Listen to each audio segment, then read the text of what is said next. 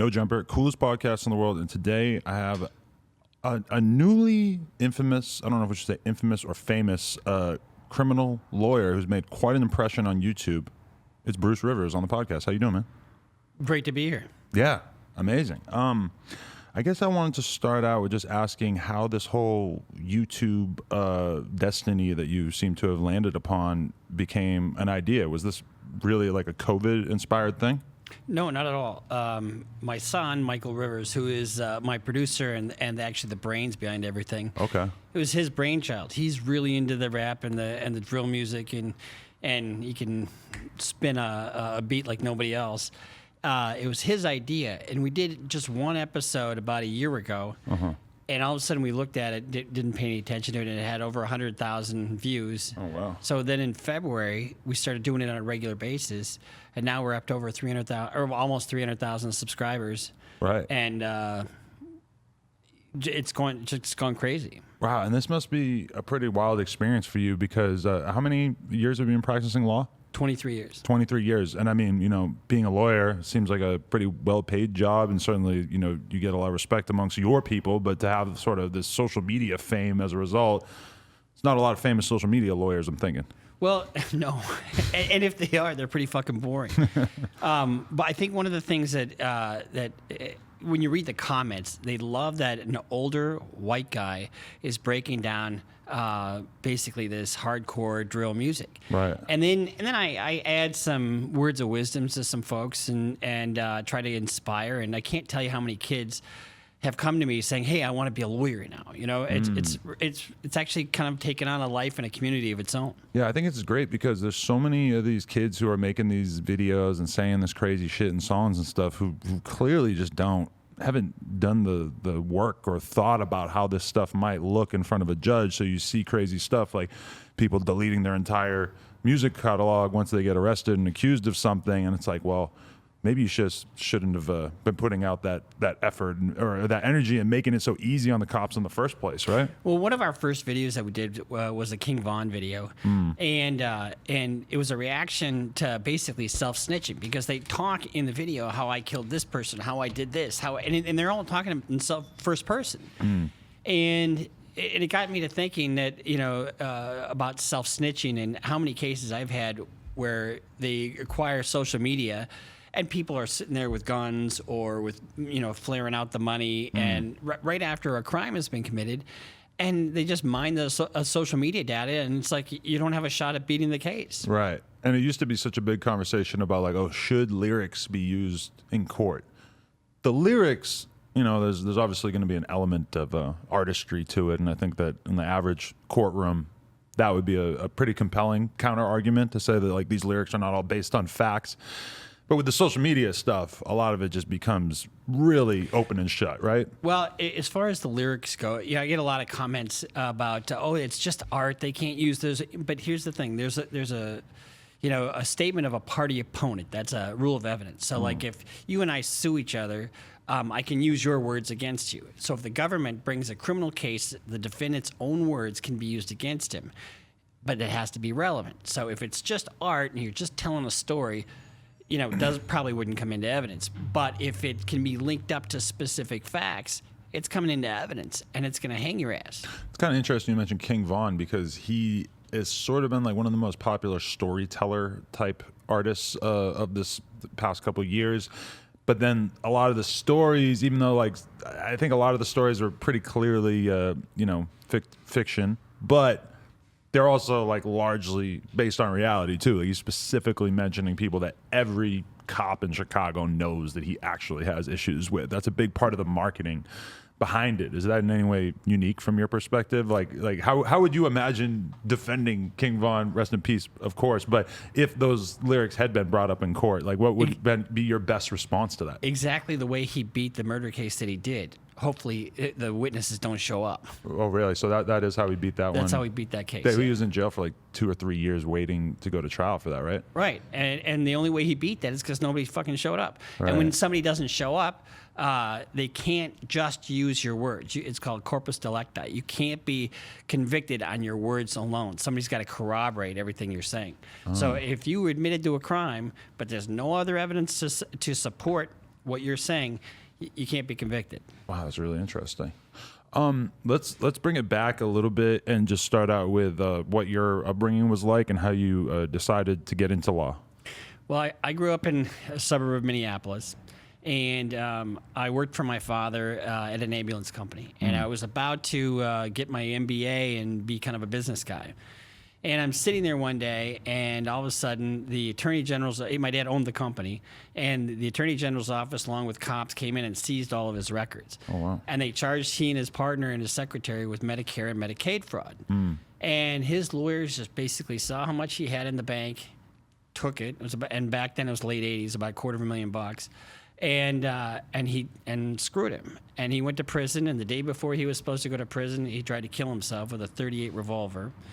My brother and I and my brother-in-law, we tackled him, wrestled the gun out of his hand, and then he wound up going to prison. For how long? For 18 months, and then he was on probation for 10 years after that. You don't want to kill yourself instead of doing 18 months, right? Like, just No, not but- to be but insensitive or anything. He but was a fireman. He was a pinnacle. His world was crashing below him. And a good thing he didn't, because he took care of my mother, and he bounced kids off his knee after that. But when I saw how shitty his lawyers treated him, and one of them had never even tried a criminal case, I decided to change what I wanted to do. So I started doing some investigative work for his appellate lawyer, and then went to law school and opened a law firm right out of the block, right on my own. wow, so that kind of inspired you, just seeing like how you felt like you could do a better job in terms of the service that he was receiving. I know I did a better job. I do a kick-ass job, and the only reason I do a good job is because I really give a shit about the people that I represent. You're sitting there with your client, and 1 minute he's looking at 25 years, the next minute he's walking home. There ain't no greater feeling than that. Right. That is just a rush. Because that's the conclusion of every hour that you sat at your desk reading some mind-numbing paperwork or whatever, right? It is, but you're helping somebody. You know, you're affecting change. You're really helping a life. Definitely. Yeah, I feel like as a kid, my father went to prison for some white-collar crime type stuff. And I got to see that up close and personal as a young kid of just what it was like for him to have the whole city that we grew up in know that he was dealing with these issues. And that's very different than a lot of the people that you sort of commentate about, where if you were to go and do a year or two in prison, it's almost like a stamp on you. Like it sort of proves that you're real as opposed to other people. Whereas like people who have more, you know, normal upbringings or normal corporate careers or whatever, even just going to trial or even going away for a few months or a year can be like devastating to how people view you, huh? That's a good point, because the people who do that, you know, they get shunned socially, you know, if they're in that white collar suburban white area. And whereas if you're a thug, you have that culture, the gangster culture, where you do a bid and you don't snitch on somebody, you come out and you're embraced. It is really a juxtaposition. Definitely. So where have you practiced law throughout your life? Has it mostly been in Minneapolis? In Minneapolis, but I've had cases in Vegas, in Maryland, all over the country. Well, I saw you say that you're willing to travel to take on cases. Is that like a big decision, like to go away for a month or two, or how long would you typically be? Here's why I like it. I like trying a case out of town because no distractions. You know, you're at a hotel, all you're dealing, you don't have kids to deal with, you don't have a wife to deal with, you just deal with the facts of the case and your investigator and your team, and it seemed like I can do better work that way, it seems. I don't know how my girl would feel if I used that logic on her. Like, yeah, I like being out of town because I don't have to be around you or the kid. I feel like she might feel a certain way about that. Well, it works. I feel you. How long, like, but when you do go out of town, what is it, like a couple weeks on average or months? Okay, it's not. No, it's not that long. It's never months. Usually a week to two, maybe 3 weeks tops. Okay, and so in Minneapolis, though, like early on, did you find yourself just gravitating towards criminal defense? And was it? Yeah, 100% criminal defense. Yeah. Okay, and so were you dealing with a lot of people who were street-wise from very early on, a lot of drug dealers and people accused of violence and stuff like that? Oh, for sure. Okay. Absolutely. Definitely. I always say there's nothing like a good homicide between friends. How many, could you give us an estimate of how many like homicide cases you've had to deal with? Well, I've been practicing 23 years, probably 40, 50 Okay. homicides at least over the years. Was there a time, a lot of the stuff you talk about now is so intrinsically wrapped up in rap music. Have you ever actually defended a rapper? Oh, yeah. Oh, really? Yeah. Sort of more local acts or any big names? I can't. You can't say, okay. I'm not going to tell you who it is, but yeah, I've represented some famous, some not so famous. And here's what I really like. I love true gangsters, really hardcore. If they're real good gangsters, the reason I like them is because one, they know business. Two, they don't bitch, and then three, they fucking pay. Right. And those are the best kind of clients to have. Right. Definitely. And they're realistic. They're usually pretty smart, and they can analyze the situation, and they're easy to deal with. Right. But even like real gangsters, I feel like these days end up getting caught up quite often due to stuff that if they were maybe a little bit more wise, they wouldn't be doing, like the social media stuff and and just the rap lyric stuff, of course. But I mean, these days there's a million different ways to get caught. Usually, these are the real young guys that you're talking about, and I agree with you. And that's why some of my stuff at least lately I've been kind of preachy, trying to just impart a tiny bit of wisdom to these kids because they're fucking killing each other, and over nothing. Right.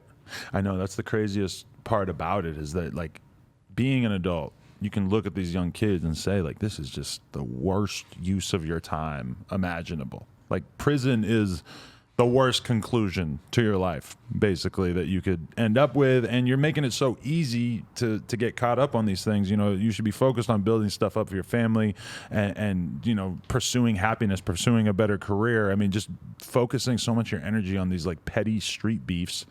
It's just ridiculous. And how they so quickly go to shootings. It's not like, oh, we have a problem with each other, so we go fight each other in the park, and then somebody gets a black eye, and that's it. No, exactly. One of the things I preach about it I'm not a preacher, but one of the things I say on my channel is that you should always be building a life, building your education, building your relationships, building your financial future, building for tomorrow.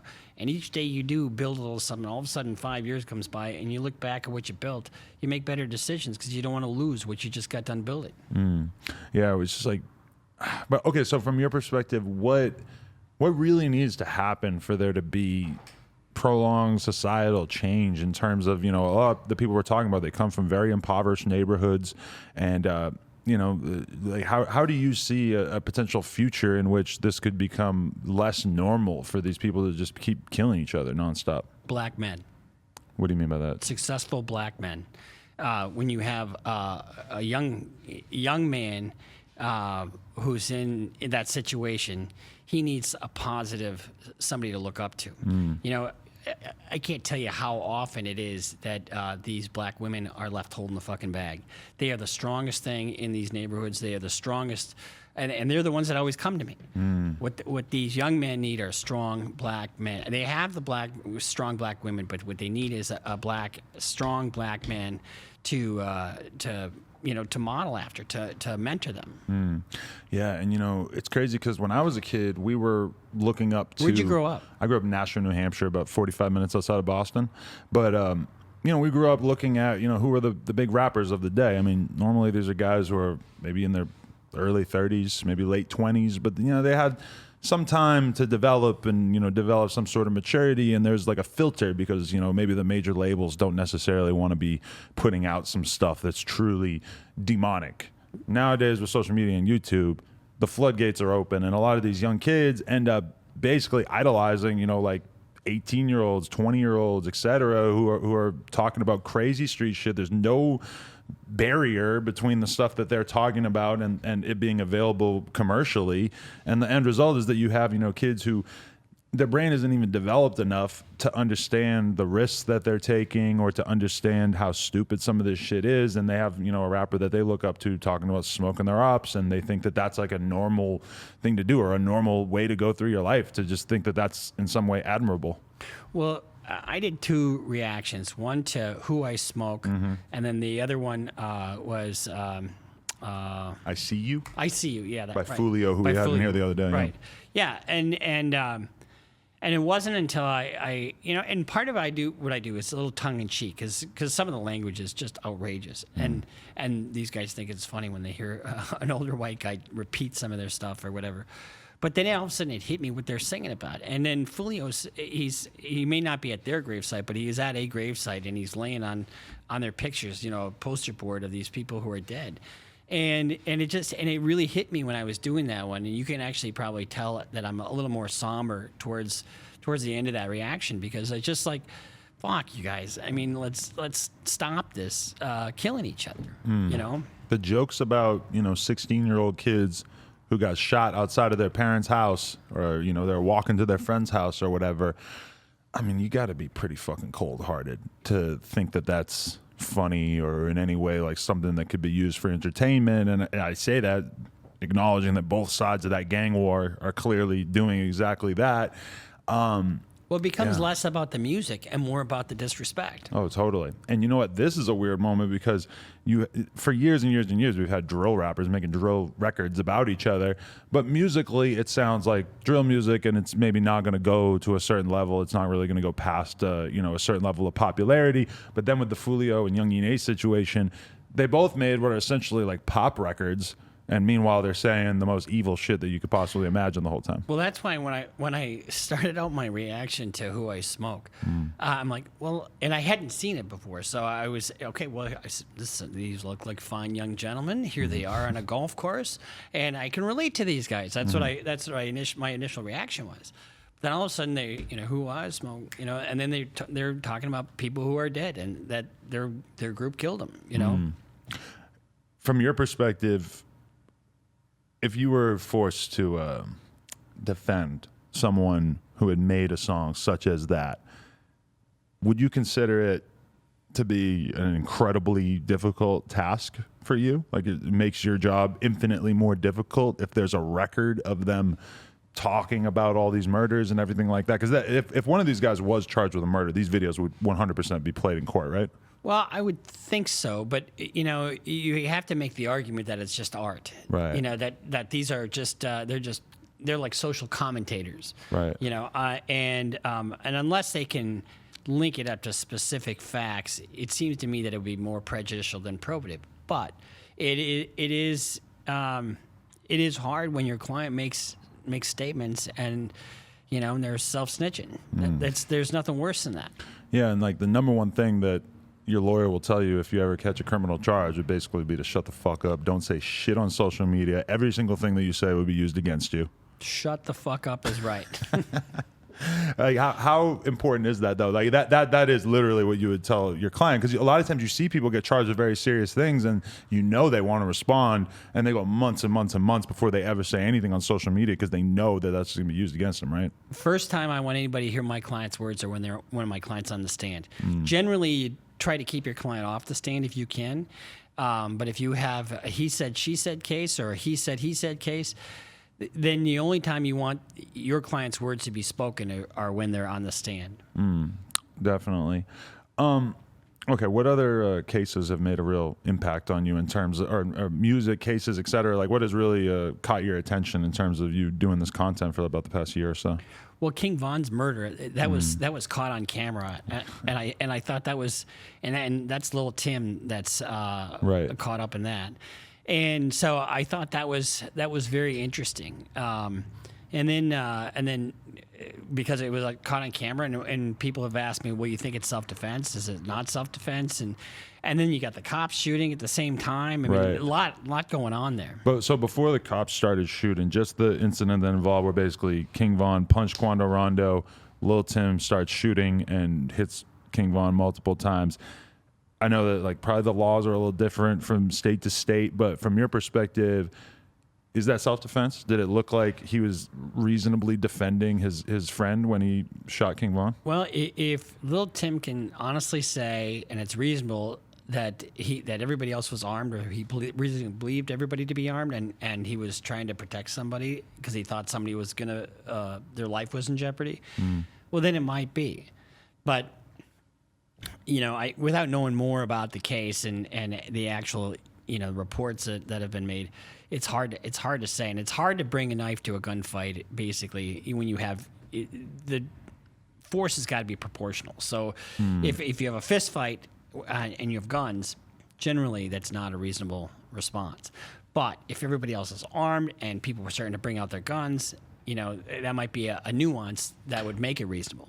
Yeah, and not that I'm picking sides or anything, but from my perspective, I'm assuming that King Von is rolling around with people who have guns, and we know for a fact that he had a whole bunch of armed security with him as well, but they were in like basically a convoy, and King Von kind of split off from that and started to fight Quando Rondo without even thinking to notify everybody that was with him. I think if I was the judge and I was hearing that argument that Lil Tim was assuming that everybody had guns and that this was very quickly going to become a gunfight, I mean, it's not to defend what he did or anything, but it does seem like that was a pretty reasonable assumption. But you see how it's not just a yes or no. I mean, it's a nuance, right? And so those facts have got to be built by the lawyer and by the team. Definitely. Yeah, I mean, what kind of messages do you hear from the people who watch your content? Like, do you feel like they're watching it for informative purposes? Do you think it's mostly just for entertainment, and what content do you see that's really like registering with your audience? Well, I reacted quite a bit to the George Floyd situation and the Derek Chauvin, and I get a lot of comments. Can you give us more information about X, about Y? Like, for example, NBA Youngboy. We did a whole thing on NBA Youngboy and his situation, how he took off and had a gun, and actually he's being charged now for guns in his videos. Exactly. And that's one of the things I was preaching against. I mean, and even though some say I have guns in my videos, I don't know what they're talking about. I've never seen a gun in my video. What do you mean by that? Why would you have a gun in your video? And you do all your videos out of a law office. Right, I know. I don't. Why would I? There probably shouldn't be guns in there, I would think. But they call me, that's why they call me Blicky Bruce. Do they? Bruce with the blick. We are definitely going to keep calling you that around here, yeah. The most of the comments is react to this video, react to that video, but sometimes they want updates on like I said, I commented on the Derek Chauvin. That I know. First of all, I know all the lawyers in that case. And okay, yeah, it's local, yeah. And it happened right across the street from my office. The George Floyd situation. Well, that's the trial. The trial, right? Okay. Yeah, so I'm right across the street from the courthouse. So, and I follow, I like to follow some of the more high-profile cases, and then I'll comment on those. But then I get rappers constantly contacting me to do their videos. Really? Yeah. Oh, to react. Are you accepting payment for that at this time? No, I don't. I don't take any payments for that. Okay. Is there any? Do you feel like there's any conflict in terms of like your career as a lawyer in comparison to you having this social media presence? Does this in any way make your peers take you less serious, or do they consider it like a risk for you in a way? No, not at all. No. Well, where would the risk be? I just feel like lawyers, there's probably like a big social consensus that they should behave in a certain way, and that a lot of lawyers would not even come on a podcast and use profanity, I would think. Well, that's probably true. Those are the buttoned up, stuffy types. I keep it real because when I walk out the door, I'm the same person that I am with you, that I'm with my son, who's, that I am with anybody. And I don't really fit into the white wine drinking, stuffy crowd. You're a little more comfortable in the streets. Yeah, well, not in the streets, but I'm just kind of more regular, Right. I could just imagine you trying a case and just having the prosecution, Mr. Rivers, this isn't one of your YouTube videos. I could just imagine them using that against you. Is this hypothetical? Is this not likely to happen? It's not likely to happen. I would love to. Here's the thing. There's some lawyers that argue about every damn little thing that they can. By the way, I'm sorry. I didn't mean to swear. No, it's great. Yeah, this is YouTube. We love it. Yeah. All right. I don't argue about every damn little thing that you can. Some lawyers take an attitude of the prosecutors, and I don't do that. I fight the good fight. I fight everything that I can fight that I think I'm going to win. Because when you fight when you have a fight about everything, you lose credibility. And I'm going to have to work with this prosecutor again on another case. I don't need to hate this other person. We can go do our job. Like I said, there's nothing like a good homicide between friends, and you really get to know the other side when you try a long case with somebody. And if they're the meaner and nastier they get, the calmer and more delightful I get. Because once they see that they can't get to you, it gets to them. Right. It's like in a relationship. Right. You get loud, I'm going to get quiet and Right. start accusing you of being irrational. No, you don't even do that because just let them get more irrational. Yeah, why are you acting so crazy? And then, Jeez. and then the judge takes care of that. Yeah, okay. But that's interesting because, like, how strong is the relationship between you and the prosecutors and the judge? Because you probably are going to these same judges over and over and over every week, right? Yeah. And I'll give you an example. I had a case last year. We were set for trial and about to select a jury. My client comes in completely fucking blasted on heroin. All right? Wow. Blasted. I mean, And he was being accused of what? I couldn't understand a fucking thing he said. But he was being accused of doing what? Oh, second-degree assault. It was assault with a knife. Okay. And so, so we're sitting there, and I can't say anything because I'm going to break trust with my client. So I just write a little note to the prosecutor and slip it to her. Because we have to do something here because we can't go on. It's too crazy, yeah. And she's like, okay. And so we went back in chambers. We ended things, and then the judge took the heat for everything. Wow. So, I mean, it just you have to. It's a very social thing to be a lawyer, Yeah. and you have to have some give and take with the other side, and sometimes the other side are just fucking completely dicks and unreasonable, and you can't respond in kind. You have to. In my professional way is to be a decent person no matter where I am to everybody that I deal with. Do you feel like, because you seem like somebody who's quite empathetic to the struggles of young black men who are brought up in the ghetto and are basically forced to, figure out life from there. I would assume the prosecutors quite often don't really have any reason to emphasize the societal concerns that might have got some of these young men into these predicaments in the first place. They're deaf to it. Right. And it behooves them to be deaf to it because they want it to be a black and white thing. Here are the elements of the statute. You violate the elements of the statute. That's all I give a shit about. Right. And the world's a lot more gray than that. Exactly. Definitely. And it must be interesting for you being a lawyer because being a lawyer is all about there's a lot of nuances, a lot of technicalities. When you're on the internet, people want you to make big, bold, brash generalizations. They want you to say, Lil Tim's getting off, or Lil Tim's going to do 30 years in jail. And as a lawyer, you're not really built to do that, right? Well, not really, but sometimes. Because like when everybody we were all kind of, it's kind of funny because it is like a little community that we've created. And so we were following NBA Youngboy because he wound up going to California, and then he got in a chase with the cops out there, and then then once they kind of got him, he gets out of the car and he starts running and he ditched a gun. And everyone's saying, well, he's going to get out. He's got to. I'm like, ladies and gentlemen, he's not getting out. And here's why he's not getting out.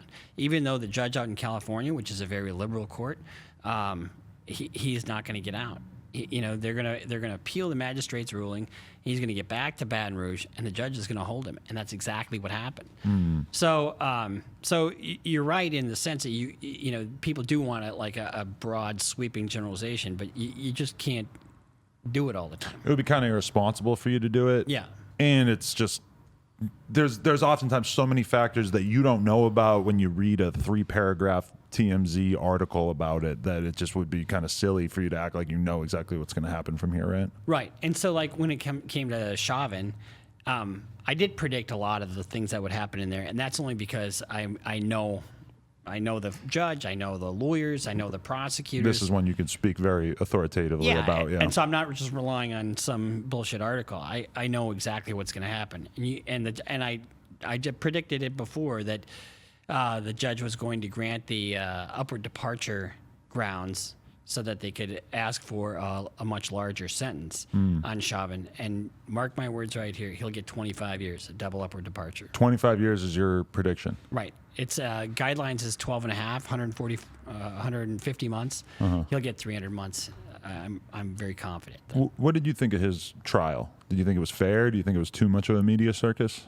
I think the lawyer did what he could, it was a bit of a circus. I mean, I don't envy Eric Nelson. That's the guy who tried that case. He had a climate, a political climate that was just so against him, and he had one thing. There's a doctrine in law called res ipsa loquitur. It means the thing speaks for itself. And that 9 minutes and 29 seconds speaks for itself. Right. That's how I always felt about it, is that if you are going to convince me that this guy did not kill this guy, you are going to have to build such an amazing defense to make me forget about the way that I felt when I first watched that video. And it's not like I just watched that video and I had that opinion. Every single person I talked to, everybody from Donald Trump to, you know, at least initially, it felt like even all the Republicans were equally horrified by what they saw in that video. It seems like that would be the hardest, you know, and people were really like on Twitter acting like, oh, maybe the defense had a bad day in court today. This isn't looking good. Like the Derek Chauvin might get off or whatever. I'm like, the whole time, like, this is really hard for me to believe. Yeah. Well, one of the things lawyers can't do, we can't change the facts. I can't file a motion. Your Honor, this is hurting me. I'd like some new facts, please. Right. You can't do that. Yeah, and just the idea that, like, you know, okay, he was on drugs. Well, how's that supposed to change my mind about the fact that I watched this guy seemingly kill him on camera? Yeah, it does not take the 929 away. Right, definitely. When you see a lot of the rioting and looting that took place after that, what were your thoughts? I mean, that's your city where you spend most of your time. I was in my front yard with a fucking 9mm and pulled it on my neighbor accidentally. Really? Yeah, we had license plateless cars driving up and down our street. They went to a BP station, totally destroyed it, and a Walgreens totally raided it and totally destroyed it. And this is, you know, several miles from where all the other stuff was happening. Right. They were taking garbage cans because it was garbage day actually, and they were lighting garbage cans on fire. The people doing the bulk of the destruction were not the peaceful protesters. Right. I saw them. They were two groups. They were these Antifa type folks, and they were the like Boogaloo Boy types, and they were not your people who were concerned about justice. Right. Sure, were there some people that took advantage of the 100% off sale at Target? Of course there were, but they weren't the people causing the bulk of the problems. Right, and that is such a crazy thing about when these sort of things happen now, is that, you know, you see rumors on social media that the AutoZone burning down was actually just like a right-wing agitator. I don't want to say it if it's not true, but I feel like that guy was charged with that, and he was, in fact. I saw that. I saw him. You just see the video where he's breaking the window and he's starting that stuff. Yeah. Yeah. I have one of the protesters who's charged federally with one of the arsons, and there's a death that's involved in that. Wow. And that's supposed to go to trial at the end of June. So from someone who actually lives in that area, do you feel like the media was honest about what was going on in that area? Because I've seen a lot of people basically making the argument that the destruction that took place in Minneapolis was so destructive, so all-consuming, and that you never really got to see the narrative of how these business owners felt, how these homeowners who had their shit burned down, how they reacted to it. Would you say that's accurate? There's some of it, but what I think is inaccurate is the right wing spin on it, because the right wing spin is, well, if we're going to talk about the thing that happened at the Capitol, let's talk about Black Lives Matter. Well, Black Lives Matter did not destroy the city of Minneapolis. It was other agitators. And so to that end, I think people are uninformed about that. Right. That makes sense. Yeah, like that happened to me at one point, where I actually kind of got duped briefly by sort of like a right-wing outlet, actually a pretty famous like commentator, this guy Andy No, who is notorious for like filming those riots and everything. He posted up a video of a sneaker store on Melrose that's actually across the street from where my store used to be before we shut it down, and just a car, boom, just drives right into the front of the sneaker shop, destroys it, whatever. And Andy No posted it and said that basically made it seem like this was connected to the fact that there was a Black Lives Matter rally maybe a mile away. And at first I I saw that and it seemed logical to me, like, oh, maybe this is related to that. Then somebody hits me up and they're like, yo, I know those guys. I talked to them who work at that store. They said it was just some kid with a stolen car and he was pissed off because they wouldn't, honor a stolen credit card. I forget exactly what the story was, but it had nothing to do with the probably peaceful rally down the street. And I immediately realized, like, I've been duped. Yeah. I went along with this narrative and I deleted it and corrected it and made it clear that that wasn't what was going on in that video. But it just became immediately obvious to me how easy it is for people who have nefarious intentions to twist the narrative. Well, and anybody and everybody can get their message out, like nobody's business. Yeah. So Definitely. Okay, I'm trying to think of the other high-profile cases that we've really been seeing recently, or just things that people out there need to avoid. Like going back to NBA Youngboy, the fact that he was already on probation and that he wasn't allowed to be handling firearms, but that he still did in that music video. But then they only were able to prove it by confiscating the memory card from the filmer at the music video shoot. That was pretty shocking to me, because if you're NBA Youngboy on the streets, you are maybe worth, I don't know, 10, 15, $20 million a year. Like, you could, from touring and putting out music, he's like the highest streamed artist on YouTube and on a lot of streaming services and stuff like that. The fact that that isn't enough for him to just chill and just, behave reasonably, that's pretty troubling, because that to me says that the allure of projecting this gangster image, which he, seems to actually be of that ilk, the allure of that is so intense that even somebody like him could get into a situation where he's basically going to maybe lose 5 or 10 years of his freedom just from wanting to have guns in a video and look cool. What did you talk about the development of the young male brain? The young male brain is not fully developed until 24, 25. Right. Right? And what is he, like 21? Yeah, he's super young. Yeah. He's super with young. Like 7 or 8 kids too. And so he's got like 7 kids. I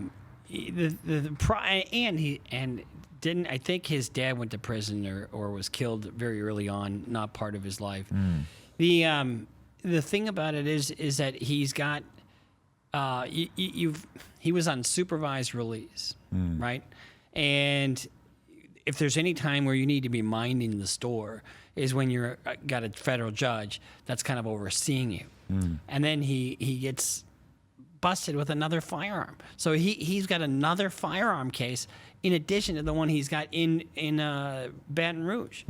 So you've got that issue of the young male brain being so how do you want to put it? It's not developed, but it's also so susceptible to outside influence.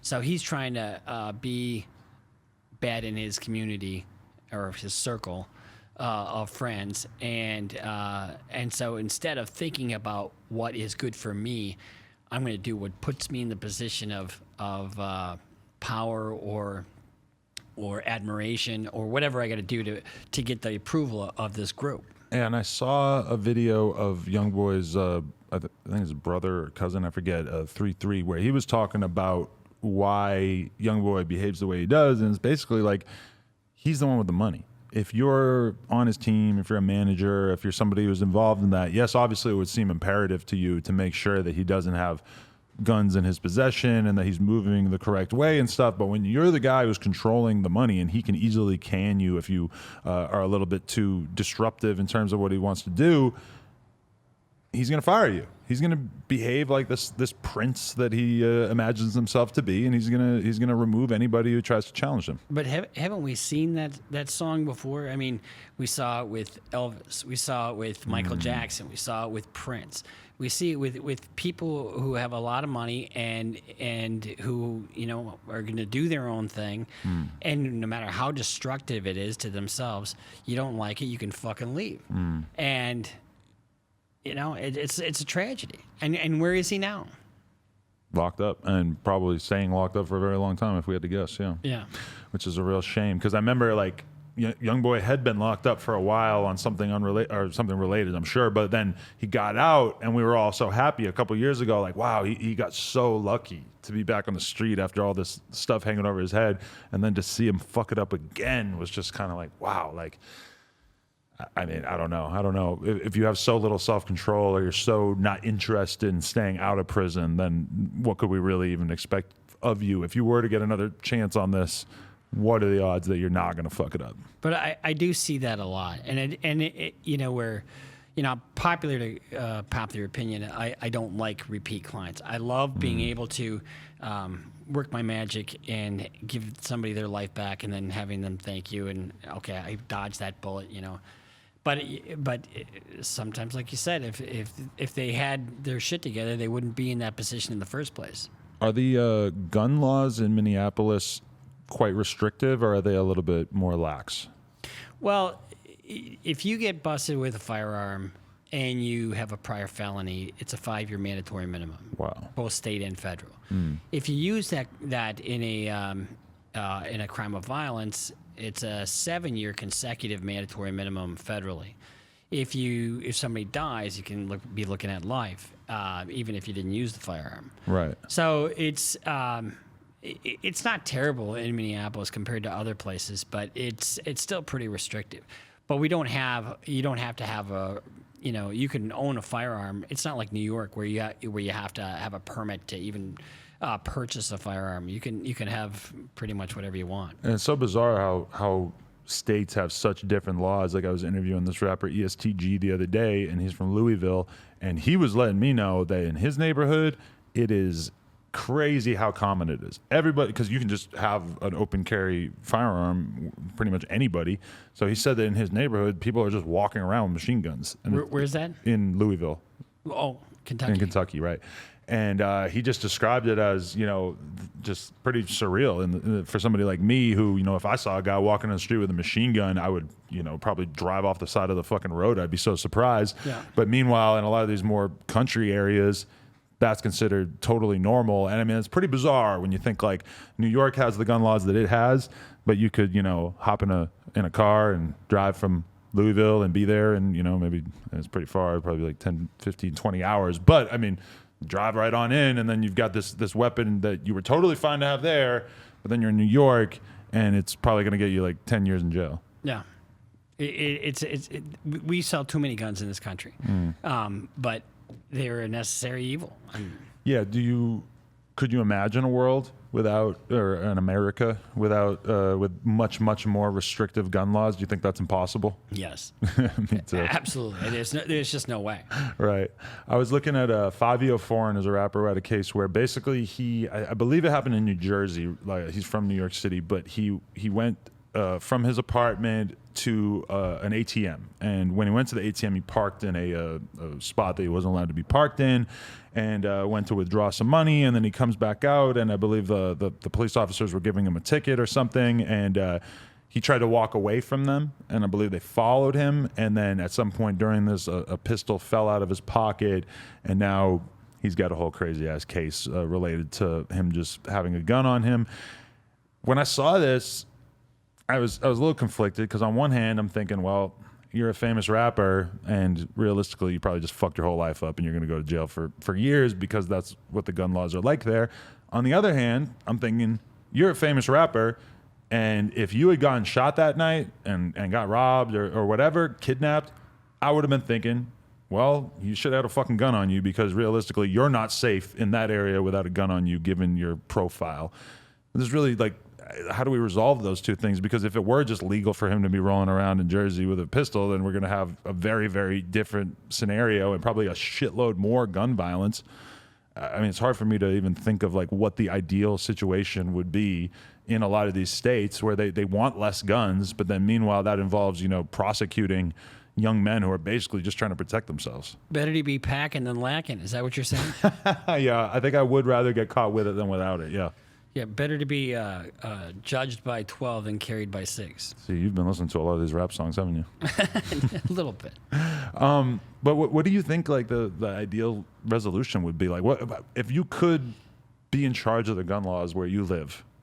What would your ideal scenario be? Get licensed. Why not? I mean, if somebody can qualify and they can use it responsibly, you have to have a license to drive a car. Right. But there's so many fucking guns on the street that only the law-abiding would be licensed or whatever. I have guns, and I don't use them, but, I've got them in case I do, and in case I need it. I don't have the answer. I wish we had less guns. I wish we had less need for guns. But there's just so much violence out there that I just don't see it happening anytime soon. Yeah, and I saw a video of these two guys in England the other day. If you follow me on Twitter, you probably saw this, and you probably know exactly what I'm talking about. But they were basically attacking each other with these massive blades. These two guys fighting on the street, and the one guy is just so sliced up. And it was the craziest looking shit. They had the most high-tech knives I've ever seen. And this just really occurred to me of like, this would be probably extremely normal if they did somehow manage to get rid of every gun in America. Well, one of the things I have reacted to are some UK drill music, and that's what they talk about in there, because they don't have guns in England. But they stab each other left and right. Right. It's much more personal, and people. I've gotten contacted by a lot of people from England or Great Britain. And they talk about how up close and personal. There's no drive-bys. Everything is like, right in your face. Shoving a knife in somebody's stomach is pretty. It's a pretty intimate experience, I'm assuming. I'm a lover, not a fighter. For sure. Yeah, but I think when you look at England, they approach gangster rap and all that like quite differently, because a lot of those videos, when they're really gang related and they have threats in them and shit, they get pulled off of YouTube. They're pretty aggressive with all that. If you were to have a gun in your video, I feel like the cops are showing up at your house with a fucking SWAT team equivalent in no time. They also cover their faces. Tons of those. I interviewed, I think, 15 rappers in England, and I think 4 of them had masks on, and they wore the mask all the time. And it wasn't because they're trying to like avoid their enemies knowing who they are so much as they just don't want the pressure of the police knowing who they are and whatnot. Right. Which is, we've got a couple American rappers who choose to wear masks, but it's not usually for the same reason, I don't believe. No, they like to be out there and smoking their ops. How do you feel about that? Have you smoked ops yet? I don't have any ops. Everybody loves me. Okay. That's good. At least I think so. Has it been awkward for your family at all? Like when you're going to the Olive Garden, grab something to eat, and you got, a couple of seedy little teenagers in the corner being like, that's Bruce. You know what? I actually came out of a Target store the other day. Right. And I'm pushing my grocery cart because I do my own grocery shopping. And all of a sudden, this young kid is just waiting for me outside. He goes, hey man, are you Bruce? You Bruce Rivers? I said, yeah.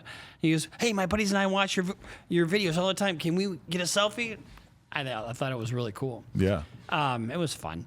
My son was down in Florida at a bar, and he ran into a couple people that knew who I was. So it's actually getting traction all over the country. Yeah, that's awesome. That was actually a weird one when I was thinking about asking you to do the interview. I thought for a moment, like, are people going to know who this guy is? And I'm like, yeah, I think they definitely are going to know who he is. Well, if you look at how many views we've had since we started, it's nearing 100 million views. Pretty crazy. In just a few months. Does it make you want to quit being a lawyer and just be a YouTuber full time? No, because what do you think? What are you going to talk about? Why do you think exactly? Why do you think I have any credibility on YouTube at all? It's because of what I do for work. It'd be cool if you were like a real vlogger though. Like if you had the camera and you were just in court, sort of like doing a little selfie clip with the judge and all that. Or maybe I just have those glasses with the camera and I can. That would be such a compelling YouTube channel. A lawyer who just literally makes a video at the end of the day or at the end of the week and tells you about the case that he's tried. And, it's got to be a pretty draining, emotional job at times, right? It is, but, I can't tell you how rewarding it is. You get some people that, that obviously are guilty and some that aren't. Right. And when you actually go through a trial and you win, there's just fucking no greater high. There's just no greater high. How is the low when you lose? Well, if somebody's got to go to jail, make sure it's the client. Right. So you've never ended up in any sort of predicaments in terms of your own status legally due to this? No. Okay. But, as far as the lows, yeah, you get bummed out, especially if you thought you should have won a case. Right. Sometimes there's nothing you can do, and you have to go through a trial just because there's no offer on the table and you're going to get your ass handed to you. You just have to do it. Right. That's not so bad. It's when you really thought you should have won a case, and then you question everything you did or didn't do. You know. And how often do you have a client come in and tell you about their situation, and in your head you're like, this guy does not have a very good chance at all. I'm pretty sure you're guilty.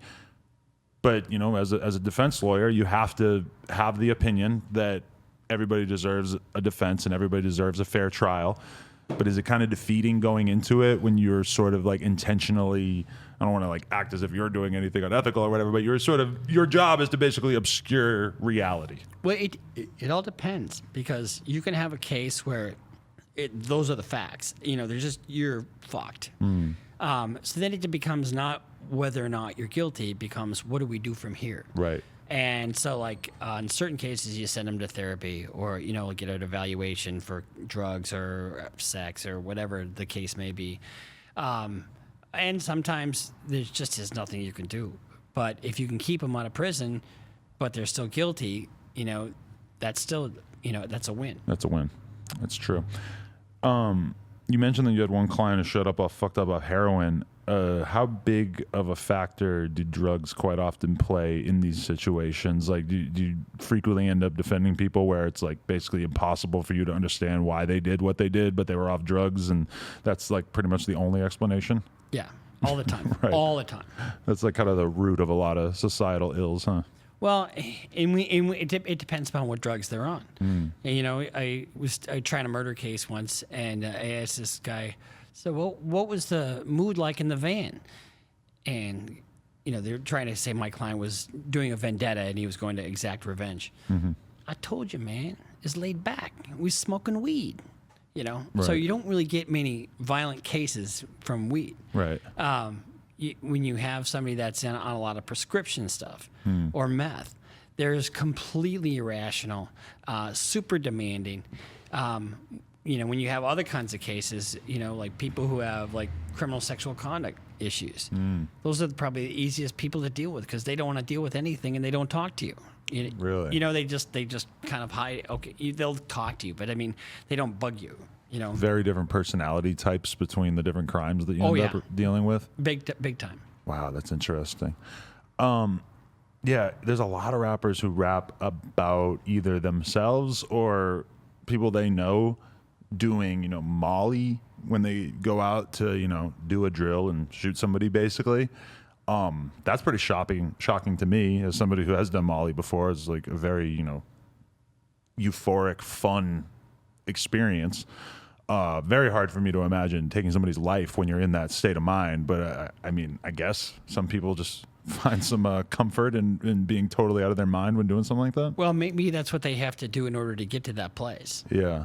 And I think also maybe if you took some drug like that while you were aware that you're going to commit a violent act, then maybe the way it's going to affect your brain isn't going to be the same as when you're doing it for just pleasure. But what does that really... It doesn't say great things about your intentions there. No, it doesn't. It says it's premeditated. Yeah. Which is murder one. Definitely. The YNW Melly case, have you spent much time looking at that? We looked at that a little bit, yeah. Right. I think that was one of our first videos, actually. Right. He's a friend of ours and somebody who, when I speak to him on the phone, I mean, you would swear this guy's getting out tomorrow. His attitude is so positive. I mean, even if I had been sitting in prison for 2 years, I mean, even if I thought there was a 90% chance that I'm getting out, I'm still not going to be in this great of a mood. But one of the things that really stood out to me about that one is that the cell phone records, the GPS in the car, these are being heavily weaponized against him to paint this picture of his alleged crimes going down a specific way.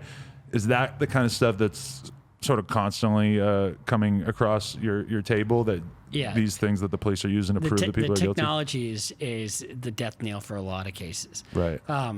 Your cell phone GPS now can track you within like a very, very exact position. Right. And then also photographs. Photographs have metadata on them that have GPS locations on them. Right. So when you take your photograph with your cell phone, that's got GPS on it.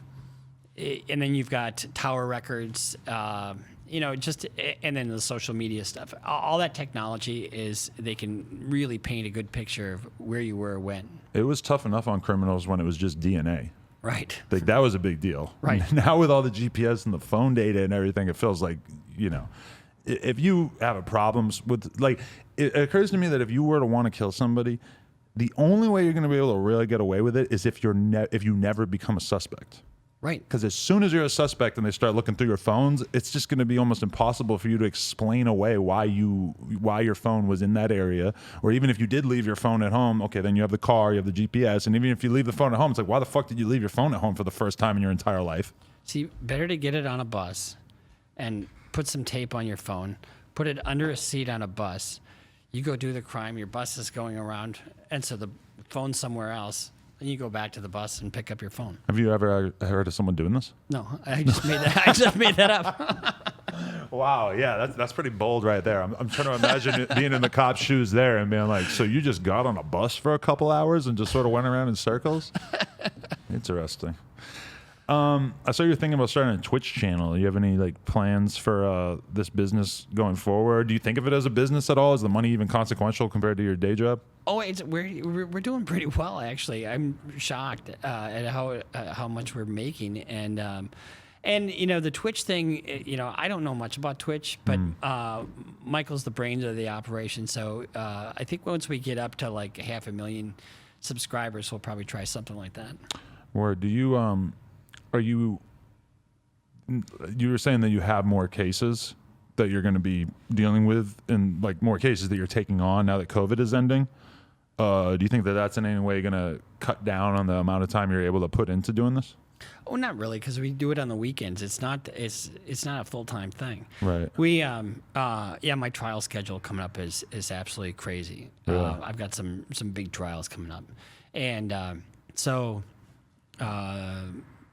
just gonna have to let these things shake out because the courts are so backed up, and they're dealing with in custody felonies first. But this is just something where the two of us are doing, and it's just the two of us.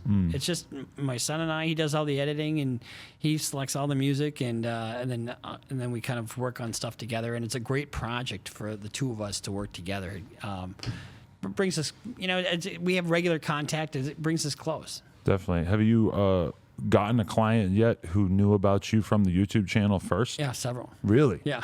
Wow. Yeah. So they're going out of their way to contact you. So it's pretty good advertising. Even if you weren't making money off it, it would be worth doing in that regard, huh? Oh yeah. I've actually made more money from that than the channel itself. Wow. And we've been doing pretty well with the channel. Damn, that's great. Are there any other like lawyers that you can imagine yourself collaborating with in this space? Because I remember like when the 6ix9ine case was going down, there was some lawyer that was like making Instagram videos and ended up on World Star over and over, and that was I think the first time just offering his opinion on the case and everything and going viral with it. And that sort of occurred to me like, oh, like the media landscape is kind of thirsty for people who can speak authoritatively about what's going on in these cases. Well, I don't know that I'd collaborate necessarily with another lawyer. I mean, my office partner is probably he was the president of the American Board of Criminal Lawyers. He's the best of the best of the best that ever was. And he's like in his 80s. But he's still trying cases like he's a young man. No one told him to quit yet. Wow. And then we've got I've had a little bit of a relationship with F. Lee Bailey. He came out. I had him speak to a group. I was the president for the National Board of a National Academy of Certified Trial Lawyers in Minnesota, and I brought F. Lee Bailey out, and we've kind of established a little relationship there. So that's something we could probably work with. But one of the things I'd like to do is this is kind of nice, a little long form interview, a little back and forth. There's a guy that spent, he was just on Ari Melber's show, and he spent 20 years in solitary. I mean, he was tortured basically. Wow. And so bringing light to stuff like that from the Innocence Project, and then mix in a little bit of the pop culture stuff too. Yeah, because I feel like you have to do the pop culture stuff or the drill stuff or whatever, because that's what people are going to really pay attention to. And I think that your channel definitely does provide some value to young people, at least in the fact, like, if somebody, like the viral videos that you've done about the Who I Smoke stuff and everything like that, if you're pointing out things that might not be obvious to a 15 or a 16-year-old kid in terms of how you should carry yourself and what you should not say publicly. I think that you're providing like a big benefit to those people. But yeah, I mean, that could be a way that you would really be able to use your channel for some societal good, is if you were able to like call attention to, you know, injustices basically that are being carried out in this whole realm. That Who I Smoked, that's over 1 million views already, and that's only like about a month and a half old. Right. And that was like, I mean, that was one of the biggest, craziest, you know, beefs that we've seen play out in music in recent memory, at least. You know, relatively unpopular artists, not unpopular, but not super well known, and then these songs become giant cultural milestones. It's kind of crazy. I did have one of them reach out to me about playing golf. Who was it? Spinna Benz? I think so. It was one of them. Do you play golf? Oh yeah. Oh, okay. Yeah. I slowly I'm beginning to feel like my inability to play golf, or the fact that I have no idea to play golf, might damage me as my life goes on, because it seems like that's just what successful guys tend to do. They go out and play golf together. It never hurt me. Okay, so in terms of the future from here, what do you want people to keep an eye out for? What are you looking forward to? What anything that people need to know about? Well, we're going to be following this Potter case. That's that Dante Wright. Oh yeah, okay. Wright case. That's the one where she's confused the taser with her 9mm and shot and killed him. So we're going to follow that. We're going to be we got a couple more videos coming out this week actually. But we're going to be doing more of the same, and probably doing some reactions to some of the higher profile cases that Benjamin Crump is chasing around the country. Oh yeah, who's Benjamin Crump? He's the civil rights lawyer that's raking in all the Benjamins from all these different civil rights cases with these guys. Oh, nice. Oh, I wanted to ask this too: is for people out there who have ever even thought about becoming a lawyer, I think you quite frequently hear it characterized as like one of the worst jobs, one of the, you know, worst experience jobs. You end up doing just shitloads of paperwork, and it takes so many years before you even are able to get into any kind of position. What's your experience with it? It seems like you find it pretty fulfilling. Here's the thing. I slept through high school. I slept through college. Right. I slept through part of law school, but I loved law school. I got a business degree in my undergrad. Then when I went to law school, it just clicked, and I really liked it. And then all of a sudden, I became a lawyer. You know, the work is really, really awesome. It's rewarding. As a criminal lawyer, you're not reading contracts. You're not reading dry bullshit. You're reading stuff about a coroner's report. Okay, it's a science project. Let's figure out how this guy died. Right. Or you're reading a police report. Okay, where can I find out how this cop is full of shit? How can I, poke a hole in his story? Right. And so from that end, it isn't just like going through paperwork. And then you're in court. There's a lot of different dynamics. So I would highly disagree with whoever said that. Right. But it seems like you probably are working in one of the more exciting parts of law, like the people that have to sit around and review contracts all day. That's probably... I'm in the movie. Yeah, exactly. Wow, Bruce. It's been very nice talking to you, very informative, and I encourage everybody out there, if you got some time hanging over your head, get in touch. Bruce Rivers. Thank you very much. Appreciate you, man. No Jumper, coolest podcast in the world. Check us out on YouTube, SoundCloud, iTunes. Like, comment, and subscribe. NoJumper.com if you want to support, and we will be live Friday listening to your music. Thank you, Bruce. Appreciate you. Thank you much.